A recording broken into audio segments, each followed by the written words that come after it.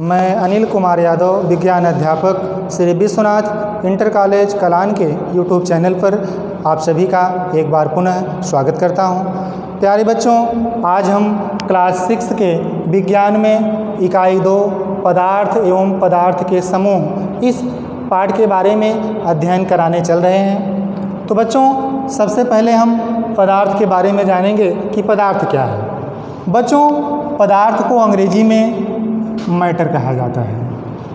हमारे आसपास परिवेश में, घर में, विद्यालय में बहुत सी वस्तुएं हैं और उन वस्तुओं का उपयोग हम अपने दैनिक जीवन में करते हैं। जैसे कुर्सी, मेज, अलमारी, चारपाई, बाल्टी, जग, साइकिल, मोटरसाइकिल, कापी किताब, बहुत सी वस्तुओं को हम अपने परिवेश में देखते हैं। तो ये वस्तुएं किससे बनी हुई हैं? पदार्थों से बनी हुई हैं। यानी इनका निर्माण किससे हुआ है? पदार्थ से हुआ है। और पदार्थ किससे बनते हैं? पदार्थ छोटे छोटे कणों से मिलकर के बनते हैं, अणुओं से बनते हैं। तो पदार्थ की परिभाषा क्या होगी कि हमारे आसपास की सभी वस्तुएं जिनमें भार होता है, जो स्थान घेरती है तथा जिनको ज्ञानेंद्रियों द्वारा महसूस किया जा सकता है, पदार्थ कहलाती हैं। जैसे बच्चों, ये डस्टर है। अब इसको हाथ में लेने से हमको कुछ आभास हो रहा है, महसूस हो रहा है कि हमारे हाथ में कुछ है। और इसको हम कहीं पर जब रखेंगे, किसी मेज पर या अपने हाथ पर ही रख रहे हैं, तो कुछ स्थान यह घेर रहा है। जैसे ब्लैक बोर्ड पर रख के देखते हैं तो ये कुछ स्थान क्या कर रहा है? घेर रहा है। तो इससे स्पष्ट होता है कि पदार्थ स्थान घेरता है। और हाथ में लेने से यह महसूस हो रहा है कि इसका कुछ वजन है।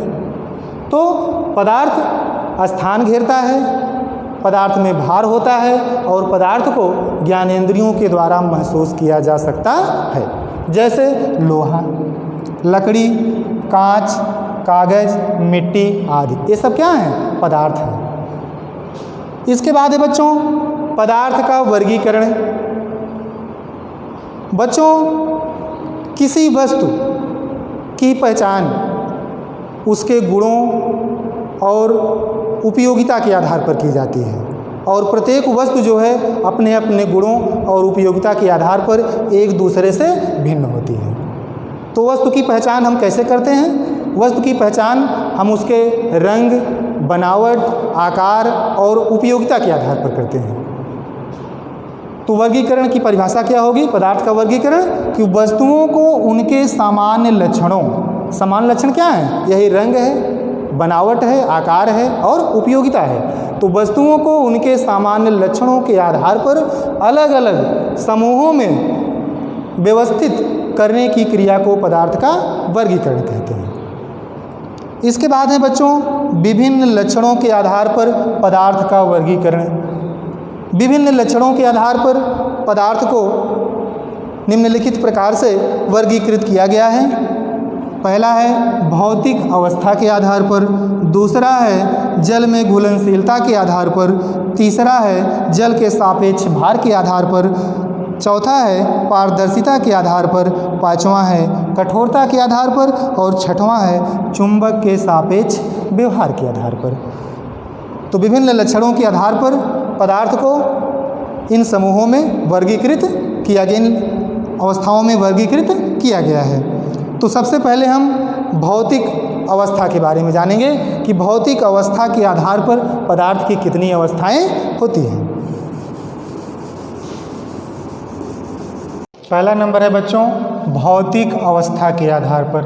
भौतिक अवस्था के आधार पर पदार्थ की 3 अवस्थाएं होती हैं। पहला ठोस, दूसरा द्रव और तीसरा गैस। ये भौतिक अवस्था के आधार पर पदार्थ की 3 अवस्थाएं हैं। अब पहला हम ठोस के बारे में जानेंगे कि ठोस पदार्थ किसे कहते हैं। बच्चों, ठोस को अंग्रेजी में सॉलिड कहते हैं। क्या कहते हैं? सॉलिड।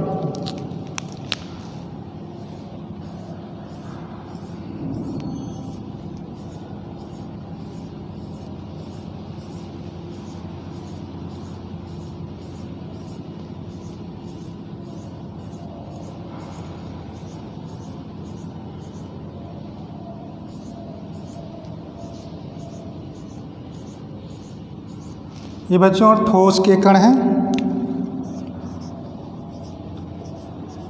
ठोस के कण।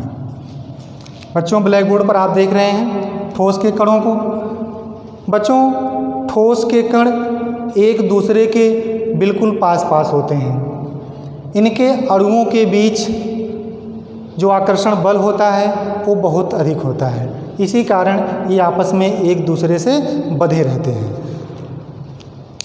और बंधे होने के कारण इनका जो आकृति और आयतन है वो दोनों क्या होता है, निश्चित होता है। तो ठोस की परिभाषा क्या होगी कि ऐसे पदार्थ जिनकी आकृति और आयतन दोनों निश्चित होते हैं उन्हें हम क्या कहते हैं, ठोस पदार्थ कहते हैं। ठोस पदार्थ के कण एक दूसरे से बंधे रहते हैं। इनके अणुओं के बीच जो आकर्षण बल होता है वो बहुत अधिक होता है। एग्जाम्पल में जैसे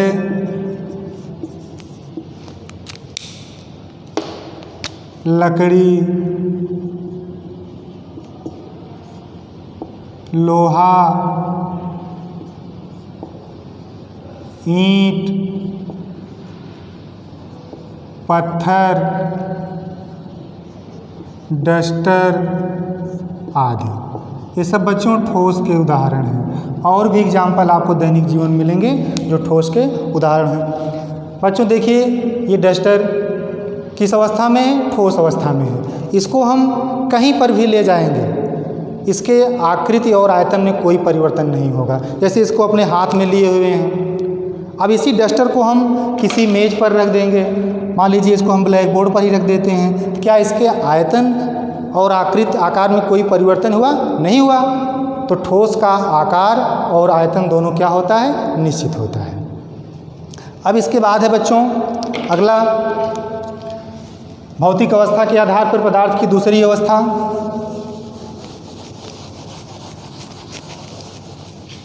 द्रव।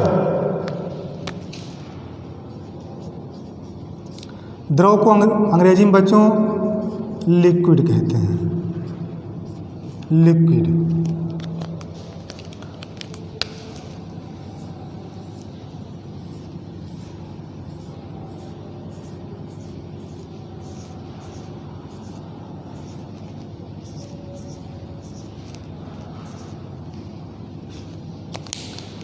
बच्चों ये द्रव के कण हैं, द्रव के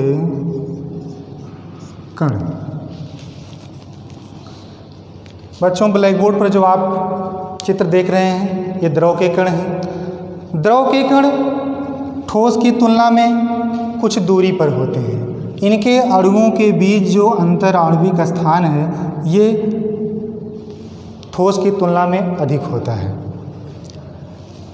इनके अणुओं के बीच जो आकर्षण बल लगता है वो ठोस की तुलना में कम होता है। इसी कारण इनकी आकृति निश्चित नहीं होती है किंतु इनका आयतन निश्चित होता है। तो द्रव की परिभाषा क्या होगी कि ऐसे पदार्थ जिनकी आकृति अनिश्चित किंतु आयतन निश्चित होता है उन्हें हम क्या कहते हैं, द्रव। एग्जाम्पल में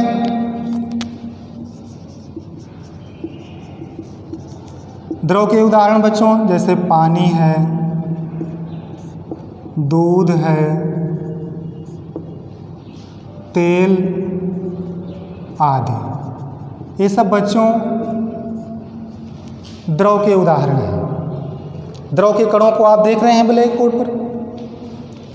पानी, दूध, तेल ये सब क्या हैं, द्रव के उदाहरण हैं। बच्चों ये जिस बर्तन में रखे जाते हैं उसी का आकार ग्रहण कर लेते हैं, इसी कारण इनकी आकृति निश्चित नहीं होती है। जैसे मान लीजिए एक गिलास पानी है या 1 लीटर पानी है, उसको हम किसी नपने में रखे हुए 1 लीटर के, और उस पानी को अगर हम भगोने में डाल देंगे या कढ़ाई में डाल देंगे तो वह पानी उसी बर्तन का आकार ले लेता है। तो इसी कारण जो है इनकी आकृति अनिश्चित होती है किंतु आयतन निश्चित होता है। यानी 1 लीटर पानी अगर है बर्तन में तो उसको आप कहीं पर भी रखेंगे, किसी भी बर्तन में रखेंगे, उसके आयतन में कोई परिवर्तन नहीं होगा, वह 1 लीटर ही जितना है उतना बना रहेगा। अब बच्चों इसके बाद भौतिक अवस्था के आधार पर पदार्थ की तीसरी अवस्था गैस है।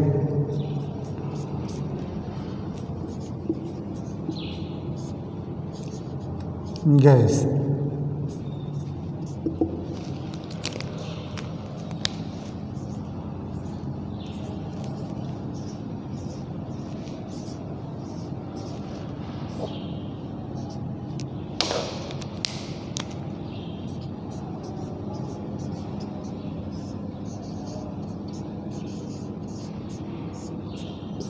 गैस के कण। बच्चों ब्लैक बोर्ड पर आप गैस के कणों को देख रहे हैं।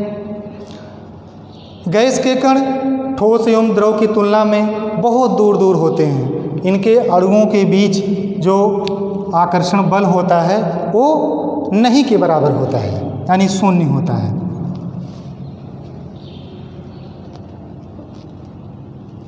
तो ये गैस के कण हैं। गैस के कण ठोस एवं द्रव की तुलना में बहुत दूर दूर होते हैं। इनके अणुओं के बीच लगने वाला आकर्षण बल वो नहीं के बराबर होता है। इसी कारण इनकी आकृति और आयतन दोनों अनिश्चित होता है, यानी आकृति और आयतन दोनों निश्चित नहीं होते हैं। गैस के उदाहरण में जैसे वायु है,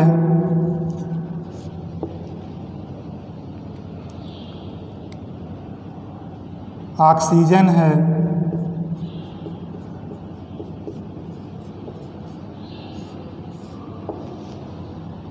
कार्बन डाइऑक्साइड है,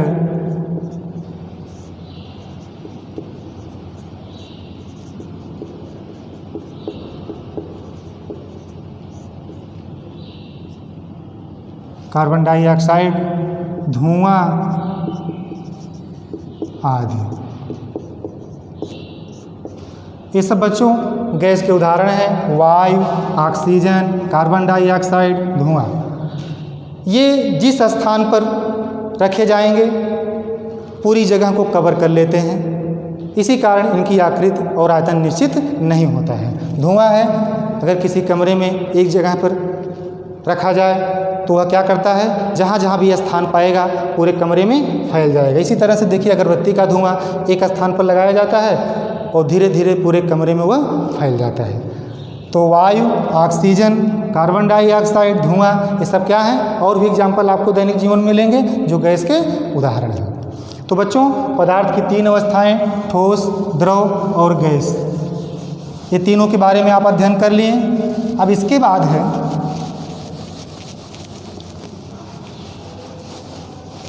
पदार्थ की दूसरी अवस्था,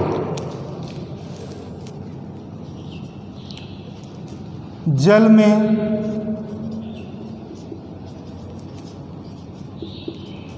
घुलनशीलता के आधार पर।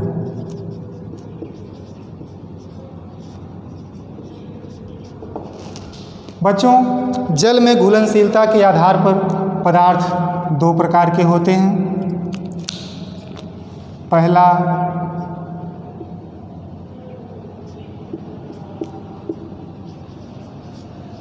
घुलनशील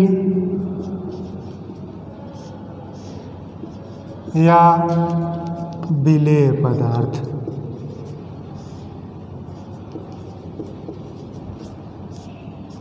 घुलनशील या विलेय पदार्थ।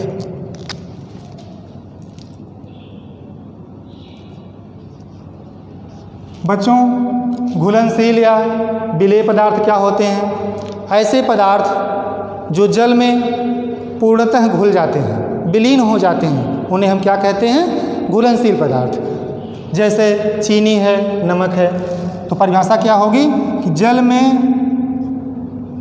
पूर्णतः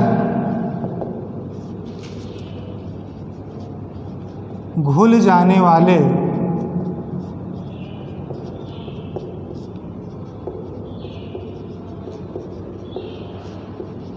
पदार्थों को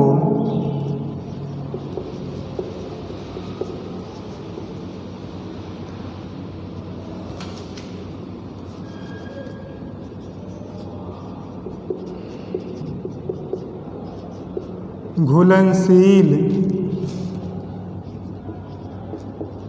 पदार्थ कहते हैं। जैसे एग्जाम्पल है चीनी, नमक आदि। बच्चों, घुलनशील या विलेय पदार्थ की परिभाषा क्या होगी कि जल में पूर्णतः घुल जाने वाले पदार्थों को घुलनशील पदार्थ कहते हैं। जैसे चीनी, नमक। बच्चों, चीनी या नमक को जब आप जल में डालते हैं तो कुछ समय के बाद वह चीनी, वह नमक जल में क्या हो जाता है, पूर्णतः घुल जाता है, विलीन हो जाता है, फिर आपको दिखाई नहीं पड़ता है। इसलिए इनको क्या कहते हैं, घुलनशील पदार्थ। अब बच्चों इसके बाद दूसरा नंबर है अघुलनशील।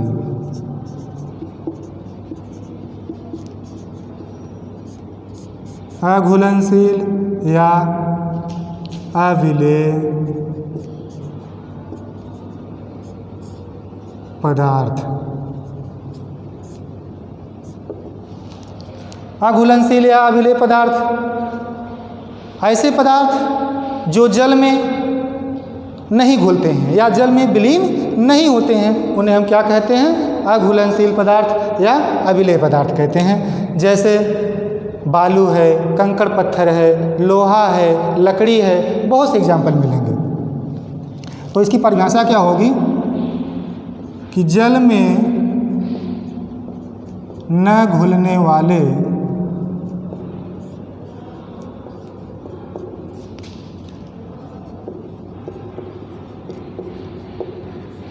पदार्थों को अघुलनशील या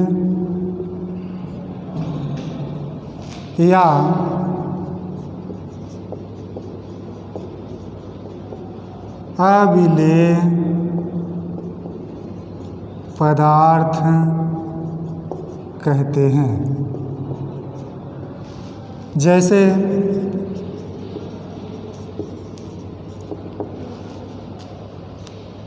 बालू,